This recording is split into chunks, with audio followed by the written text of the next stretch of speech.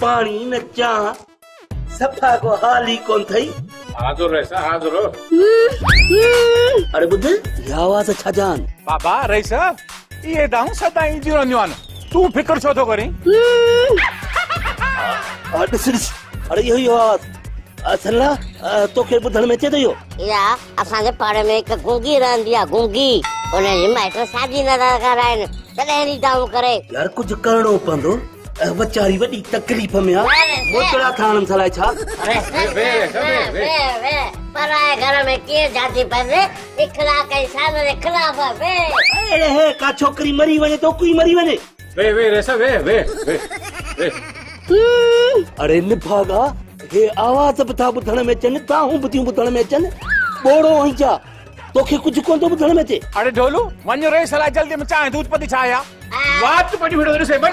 कम दारा वन्या दो बन जल्दी बन भाई फिक्की निभागा हां या बा ते ताली पूरी कारिया अरे सरना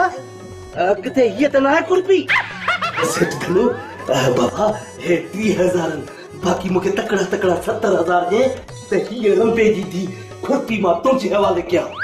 हां बिल्कुल 70,000 तो के मिलन था पर तू ये हल बाहर वे तमा खणी जा 70,000 पर बुध का गोभी न जाए न गोभी जरी होई था तो सा गोभी अमाला खुश करो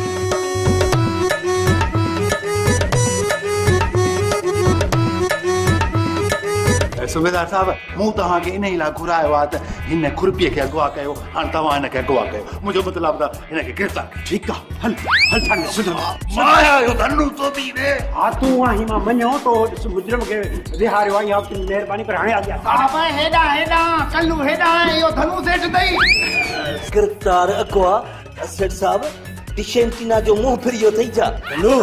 वो जो पान के सने हवाले कर फिरनी कोशिश न कजा छोटा है सुतली साहब तमा जो मरीदा अरे रे माडो ही आहाई न त भजन तो छो अकुल हा कम वठो अरे रे जे अकुल का कम वठो त सुतली साहब असा जो ऑफिसर हो जे छादो जेड़े छा छादो नहीं मेरे हिसाब थोरो सच निकलियो सुतली साहब पंजा फैसला पो कजो पेरा कल्लू के गिरफ्तार कयो सोगो कयो से सेठ साहब जेको भी ता कुछ समझो था बाबा यो ये ना है न जी बाहे या खबर भजी विदी सुबेदार गिरफ्तार करी से आई नो पास राई सिपाही सा काबू कर कल्लू के सेठ साहब मां तो के दिसी रंद तो के कौन छडी तुस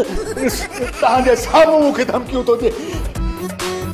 मुखे पान जरे घट गुर्दे में टेक तो आस्ते गला कल्लू साहब खेर ताए ए रका चाचे कल्लू जा कुलाई उभा कर दिया था लालू खुरपी जे का है ना वो कल्लू वटा निकती है हां लखन जे लालच में ने जाहिर कयो त खुरपी मु वटा ओ चाचा कल्लू दे खबर है जीतामणन जो अभामणन जो तो माल खाई या गाल इए ना है ता पेरी मुजी गाल त बुधो मा पाण वात वकीला हां हे वकीला सिपाही साहब पाण के टीप पक्की मिलंदी सुतली साहब वकील न वात वकीला सेठ साहब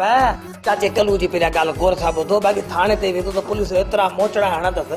ओए सब दो का पुलिस जके न कया ही ना सुबेदार तरस लालू को सही तो थे ए कल्लू जी गाल के बुधाऊ हां कल्लू तू बुधा